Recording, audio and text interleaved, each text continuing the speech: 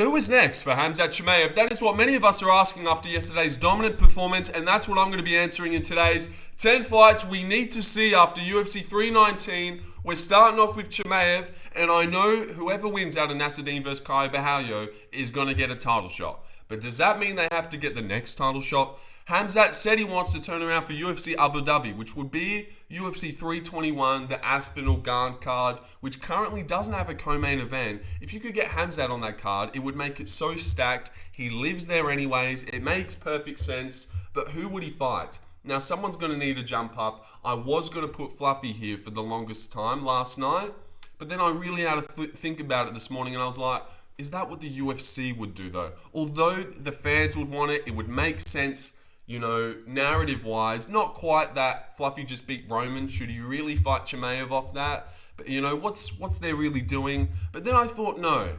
I know I want DDP versus RDR, but who kind of deserves it more? It's RDR, I think. He's been super active since he's got in here. Fought Gerald, then Kevin, then Bo and Rob. Like, so fast. He's already got 4 fights in. Are you serious?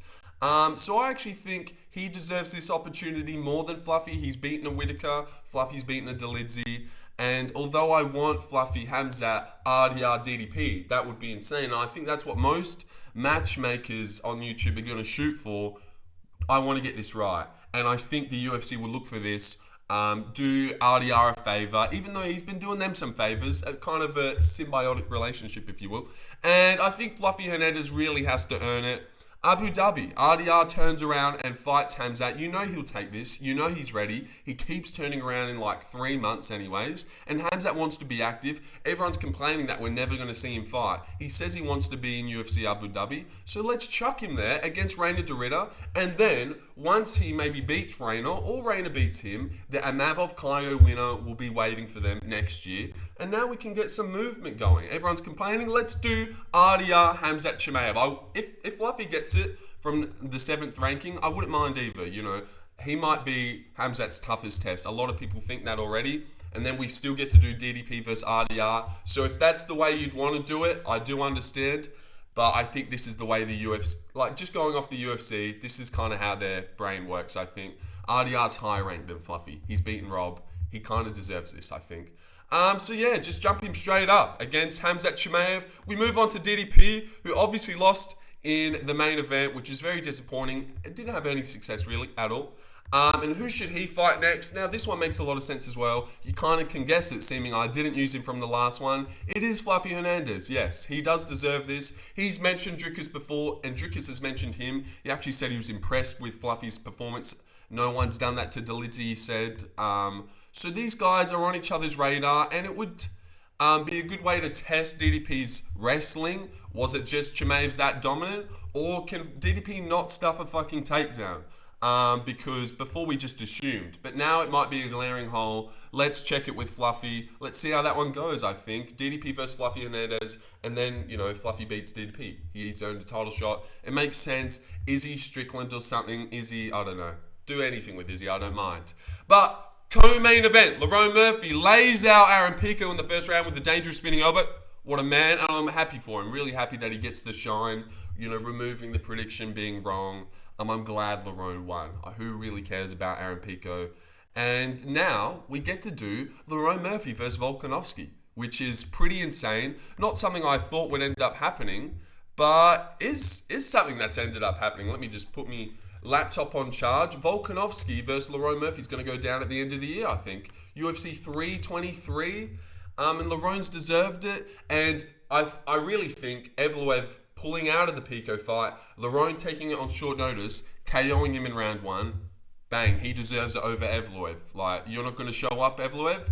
That would have decidingly, like, made sure you got the title shot. You pulled out, old undefeated mate, stepped in and laid him out. He gets the shot. Clear as day. Evloev can fight Yair. Whoever wins that one could get a title shot. If Yair beat Evloev, you give him a shot. And if Evloev beats Yair, it's time to give him a shot as well. And then we keep Volk active. I would pick Volk to beat Lerone. I'd also maybe pick Khamzat and DDP. I actually don't know about that one, but I'll definitely pick Volk to school Lerone Murphy. I think he's way better than him. But Lerone's got a great chance. He does. But yeah, let's not start thinking he's just going to finish Volk now, because he's got one finish for once. But yeah, Volk wins that one, I think, and that is definitely the fight to make next. They've called each other out. Volk's acknowledged it. And yeah, we finally got a contender that deserves it. Even though Evlev deserves it. But like, come on. If you really wanted it, show up. Show up. So yeah. And Aaron Pico obviously got slumped in the first round. Now, we know what happens to Bellator guys when they don't win their debut. Yeah, you know what happens. They fight Dan Ige. Can you beat Dan Ige, though? Obviously, you can't beat Lerone Murphy in your debut, but can you beat Dan Ige? That seems to be the question we need asked. And let's see it. He could maybe actually slump Dan Ige. Probably get slumped by Dan. I don't know. Dan's been sparring lately. Eric Nixick, fuck you. So, yeah. I think Dan Ige versus Aaron Pico is next. And the UFC thinks so too. I've just talked to them. All right. Carlos Prates said he wants to fight on Brazil. And this seems to be the talk of the town. Everyone's looking at this one. And it just makes the most sense. It seems like the logical choice to do after Prates has slumped Neal, fight another guy in Joaquin Buckley. Maybe for Brazil. Maybe on that Brazil card. Buckley's fairly active. A good company man. And I think Prates versus Buckley is a banger. I've got nothing but bangers on this whole video, so you're welcome for this. Buckley versus Prates, definitely the fight to make next. Another fight that is the fight to make next. Geoff Neal just got slumped in the first round badly. He's going to need a lot of time off, so it was hard to find who he should fight next. But then I seen this guy, I was like, oh yeah. Yeah, that makes a lot of sense. Geoff Neal versus Li Jingliang, the Leech. They both coming off a brutal flatline to Carlos Prates, so a bit of narrative there. And like Geoff Neal versus the Leech, like who wouldn't want to fucking see that? It's a banger. I don't know who would win. They're both older. They're both coming off a brutal KO. Both the first time they've ever been KO'd, so they're gonna need some time off. Leech has already had a lot of time off. I don't know when he's coming back, but yeah, I think this one makes the most sense ever. So yeah, the Leech versus Geoff Neal coming to a fight near you. I was about to say get it on the China card, but that's fucking this weekend. So forget I was about to say that. Why did I tell you? MVP beat Jared Cannonier, and he looked impressive. He looked impressive doing it. One that I want to see, a little side-on duel. And God, look at his record, 24-3. Fucking hell, that's a great record. Fight Robert Whittaker though. Fight Robert Whittaker. They both kind of had like a little jousting match, like a fence. Like they'd be fencing out there, if you will. And I think that'd be super interesting. Like, could he school Rob? Could he drop Rob or something? Rob, you'd have to imagine, would shoot takedowns. But could he get him? People don't just shoot takedowns and easily get him. The only way Jared actually ended up on top was MVP falling. He never shot and got him down. So, you know, if you don't actually ragdoll people like a Chimaev or a Fluffy, it doesn't seem that you can get MVP down. So we'll see how this one goes. 5 rounds. It's like tough, man. It's fucking hell tough. I know MVP called out Prates. No, I don't want to see that. And yeah, we could see it, but yeah, Whittaker versus MVP. I can't believe, like, when MVP came into the organization and fought Kevin Holland, did I ever think there'd be a world where he could, like, fight Rob and maybe actually challenge for a belt at middleweight? No. But I can't believe this is happening. MVP's kind of on a run, Shara Jared. Now, like, Whittaker, let's do it. So, yeah, okay. MVP versus Robert Whittaker. Jared Cannonier lost to MVP. This one's a bit of a simple one. I do think this will happen. And I kind of can't believe they haven't crossed paths yet. It just seems the next step. Jared Cannonier versus Brendan Allen is the fight to make next in the middleweight division. To really see, like, where Jared's truly at, where Brendan is at. I kind of would favour Brendan Allen here to, like, beat him on the feet, which is fucked. But, yeah, Brendan kind of looked dynamic in his last one against Vittori, and Jared, I don't know. Well, maybe MVP does that to everyone, so I won't, hold that against Jared too much. Next one, Tim Elliot. Now, I was going to make Tim Elliot versus Steve Irsay, but it just felt lifeless. This was the deadest matchup on the whole video. But then I actually looked at this guy, and then I thought, you know what? For a Tim Elliot matchup, that's actually super intriguing. What would happen if Tim Elliot fought Rafael Estevan? And, like, they both went out there to grapple each other. Like, it would be weird scenes to watch Estevan take Elliot's back over and just ground him out. But then we know about Tim Elliott's scramble game. So maybe he just outdogs Estevan and takes his own.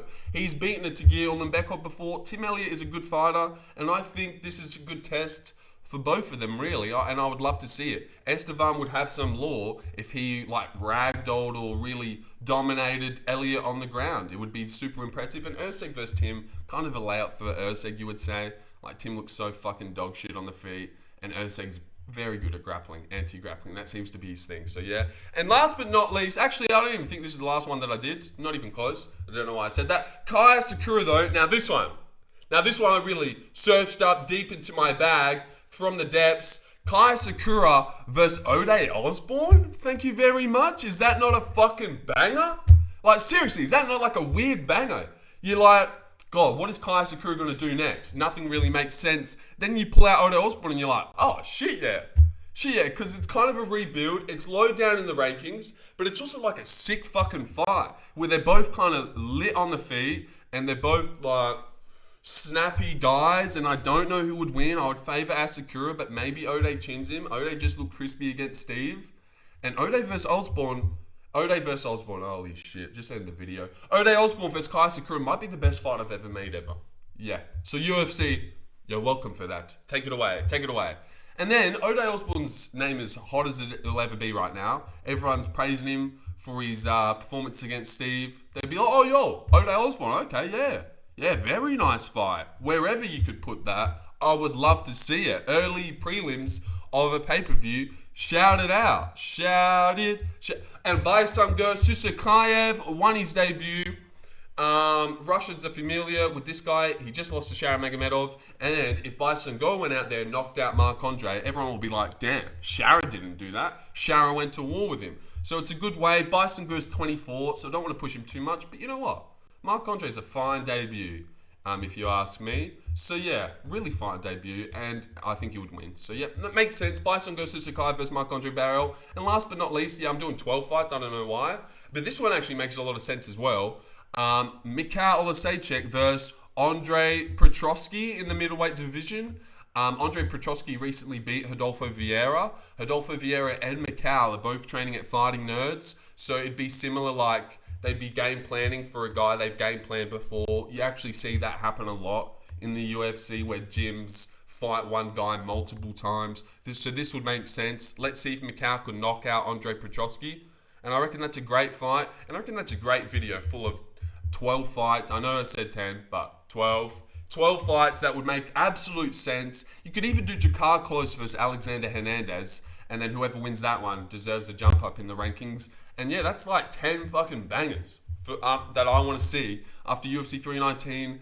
And like, how good would those? Michal, Petrosky, like every one of those made just utter sense. Prates, Buckley, Leach, Geoff Neal, like seriously, take a bow. Although I cannot pick a fight to save my life, God, I can put a fight together after the fights have happened, can I not?